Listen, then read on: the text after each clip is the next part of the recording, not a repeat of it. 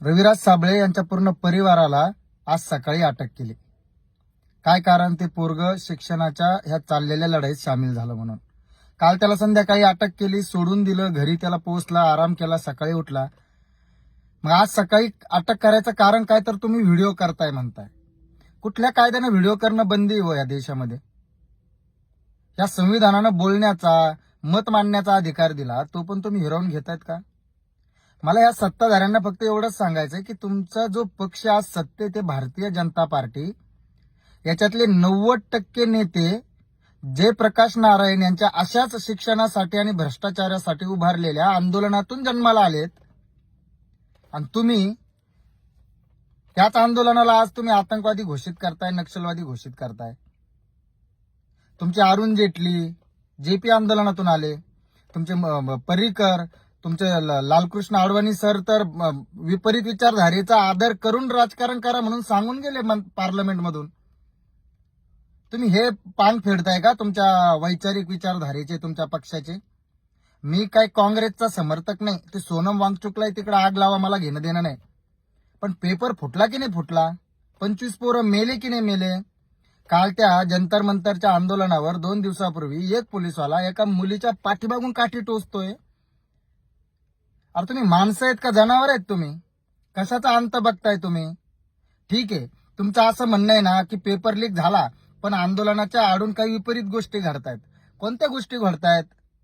कोण आहे अभिजित दिपके? हे छत्रपती संभाजीनगरचं आपल्या जिल्ह्यातलं पोरगे, आपल्या गावचं पोरगे. काय मागणी त्याची? शिक्षण मंत्र्यांनी राजीनामा द्यावा. और ज्याला शिक्षण मंत्र्यांनी राजीनामा तर काय तिथे अभिजित दिपकेला तुम्ही मंत्री करणार आहेत का? तुमचाच मंत्री तिथे बसणार आहेत ना, दुसरं कोण बसणार आहेत? पण तुम्ही जी हुकुमशाहीकडे, बहुमतवादाच्या हुकुमशाहीकडे देशाला घेऊन चालले, चालणार नाही साहेब. आणि वकील म्हणून जर मी आज बोललो नाही ना तर खरंच देशासोबत गद्दारी होईल. की मला सगळं समजत होतं, सगळं कळत होतं, पण मी बोलत नव्हतो. त्यामुळं तुम्ही आणखी पण आंदोलनाला कसा प्रतिसाद देतात देशातल्या ते बघा. काल आज सकाळीच एक व्हिडिओ व्हायरल झाला की पोलीसवाले दिल्लीमध्ये त्या पोरांना आंदोलक गाडीत बसून सांगतायत की परत जर आंदोलनात दिसला तर तुझ्या खिशात 20 किलो ड्रग्ज टाकेल, 5 किलो ड्रग्ज टाकेल आणि तुला जेलमध्ये साडवायला लागेल, अशी धमकी पोलीसवाले देतात. सकाळी रविराज साबळेला अटक करायला पोलीसवाले ज्या पद्धतीनं वागतायत, अहो असं नाही की आम्ही पोलीसवाले बघितले नाहीत, आम्ही जवळून बघितलेत आणि आम्ही सहकार्यही करत नाही असं नाही. देशात अराजकता पसरावा असंही आम्ही म्हणत नाही, पण मग आंदोलन मोर्चे करायचेच नाहीत का? विद्यार्थ्यांच्या नावावर जन्माला आलेली अखिल भारतीय विद्यार्थी परिषद संघटना भारतीय जनता पार्टीची का आली नाही नीट पेपरच्या विरोधात? आणि का फोपावतोय माहितीये का? कारण एका गोष्टीला नजरअंदाज केलं की दुसरी मोठी गोष्ट करतात. हे चेक करून बघतात तुम्ही झोपलेले आहेत का जागे आहेत. एनसीआरटी मधून ह्याच धर्मेंद्र प्रधाननं मराठा साम्राज्याचा नकाशा हटवला. मराठा साम्राज्याचा नकाशा हटवला म्हणजे नेमकं काय केलं माहितीये का तुम्हाला? मराठा म्हणजे फक्त मराठे नाहीत, फक्त पाटील नाहीत. महाराष्ट्रामध्ये त्या प्रत्येक माणसाला मराठा म्हटलं जातं जो देशासाठी लढलाय. मग तो पानिपतात लढलेला 18 पगड जातीचा माणूस असेल, छत्रपती शिवरायांसोबत लढलेला 18 पगड जातीचा मावळा असेल, या सगळ्यांना मराठा म्हणले साहेब. फक्त मराठा म्हणजे एक जात नाही आहेत. आणि त्या सगळ्या जाती धर्माचा मिळून तयार झालेला इतिहास तुम्ही तो नकाशा पुसून टाकला का? कुणाच्या दबावाखाली? मला हे नाही म्हणायचं तुम्हाला की तुम्ही मी अँटी गव्हर्नमेंट आहे किंवा काय, पण मला माझ्या देशासाठी उभं राहावं लागेल ना. मी देशभक्त तर असायला पाहिजे ना, कुठंतरी दिसायला पाहिजे ना मी देशभक्त आहे. का देशभक्ती सगळी मनातच ठेवायची? किती पोरांना मारताल तुम्ही? किती पोरांना अटक करताल तुम्ही? किती फेसबुकचे, इंस्टाग्रामचे अकाउंट बंद करताल तुम्ही? करून करून करताल काय? अहो तुम्हाला मी मतदान दिलं होतं 2014ला. मी 2014ला मतदान दिलं होतं. मी बाप सांगत होता अरे काँग्रेसला करा, यांचं काही खरं नाही बरं का. मी म्हटलं नाही. माझ्या मनात एक देशभक्ती निर्माण झाली होती. आयुष्यातलं पहिलं मतदान कमळाला मारलं बेटे मी तुम्हाला. आणि तुम्ही आता मलाच उद्या ह्या कमेंट बॉक्समध्ये येऊन आतंकवादी, दहशतवादी घोषित करू नका. मी तुम्हाला हे म्हणत नाही की गव्हर्नमेंट पूर्णतः चुकीचं आहे.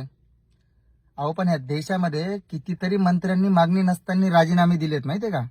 का दिलेत? अहो द्यावे लागतात. चुकीचे सरकारमध्ये जबाबदारी घेतल्यावर, मंत्रीपद घेतल्यानंतर त्या विभागात जर एखाद्या अधिकाऱ्याकडून बी चुकी झाली तर त्याला मंत्री जबाबदार असतो. यालाच तर लोकशाही म्हणते राव. हीच तर लोकशाही आहे ना. तुम्ही म्हणता तिथं रामाचा अपमान झाला. काय रामाचा अपमान झाला? तुम्ही रामाच्या घरात चोरी केली, त्याच्यावर तुम्ही बोलले नाही. तुम्ही बोला ना, राम मंदिरातली चोरी करणाऱ्यांना फाशी द्या. आम्ही म्हणतो ना, रामाच्या विरोधात बोलणाऱ्यांनी जंतर मंतरवर येऊ नये. अहो, आम्ही निषेधच करतो ना, आपण चुकीला चुकतो म्हणा. अहो, आमचा दिवस सकाळी उठल्यापासून राम रामनी होतो. तुम्ही गोमाता म्हणता, मला आठवत नाही कधी आम्ही गाय विकली असेल. आजही आमच्या घरी गाई आहे. आमचे वडील चारा पाणी करते गाईला. अहो, काही लिमिट, काही मर्यादा आहे का नाही कुठल्या गोष्टी पोहोचायची? काल छत्रपती संभाजीनगर आणि पुण्याला भारतीय जनता पार्टीने काँग्रेसच्या कार्यालयावर मोर्चा काढला आणि काय घोषणा होत्या तुमच्या? अहो साहेब, तुम्हाला लोकांनी मोठ्या मनानं निवडून दिलंय लोकांची कामं करण्यासाठी. आणि हे सगळं का होतंय माहितीये का मित्रांनो?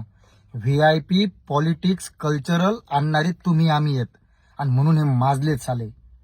एखादा आमदार आला, एखादा मंत्री आला की लाल चाटत कार्यकर्त्यासारखं पळत राहायचं. हे कार्यकर्ते ना, जे कुत्र्यासाठी सारखे वागतायत ना, यांना समजेनाच नाही की ते समाजाचा ऑक्सिजन आहेत. पण त्यांच्या थुकरट क्षुल्लक लोभापायी ते देशाची लोकशाहीची माती करतात. एखादं टेंडर मिळेल, कॉन्ट्रॅक्ट मिळेल, बायकोची बढती होईल, चांगल्या जागी बदली होईल, बदलीत पैसे खाता येतील, अधिकाऱ्यांच्या सोबत राहिलं तर पैसे खाता येतील, मंत्रालयातली टक्केवारी बघा. आणि सगळ्यात मोठं नुकसान या देशाचं कुणी केलं असेल ना, तर MPSCचा अभ्यास करत जे हजारो शेकडो लाखो तरुण 12-12 तास लायब्ररीत गुंतून पडलाय, त्याला अन्यायाची जाणीव पण होईना. तुम्ही UPSC आणि MPSCचा अभ्यास करत असताना भारताचं संविधान वाचत असाल ना, तुम्हाला न्याय अन्यायाच्या गोष्टी कळत नाहीत का?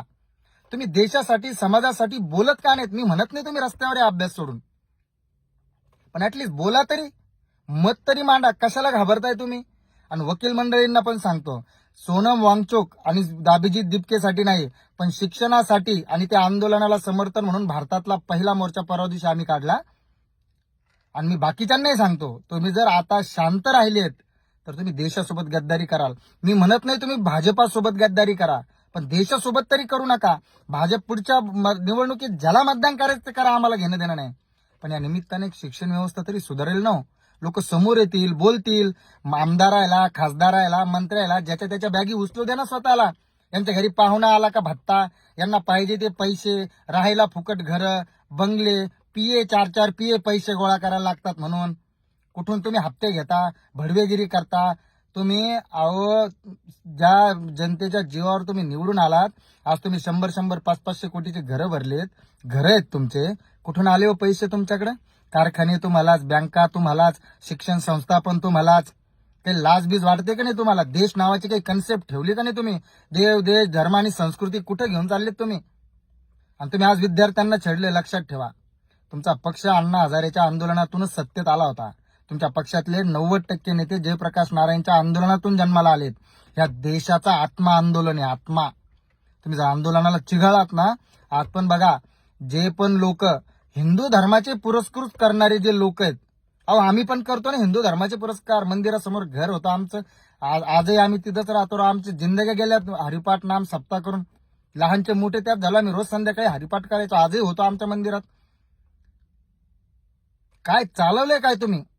ज्यांच्या घरी एक गाय नाही, ज्यांनी कधी गायचं शेण उचललं नसेल, आमच्या जिंदग्या गेल्यावर गायचं शेण उचलू.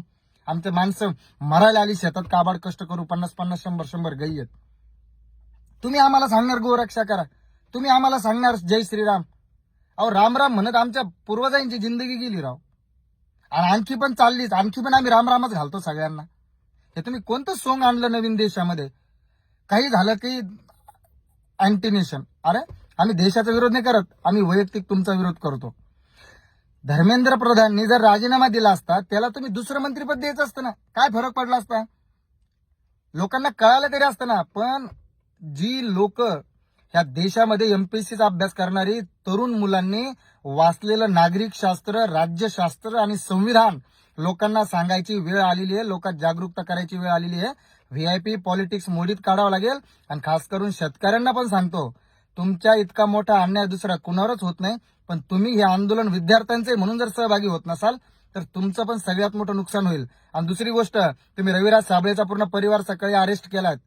रविराज साबळेला अननेसेसरी जर तुमचा त्रास झाला आणि तुम्ही कुठलीही बेकायदेशीर गोष्ट केली, तर एक वकील म्हणून सांगतो, आमचा आणि तुमचा संघर्ष अटळ आहे. धन्यवाद. इन्कलाब जिंदाबाद.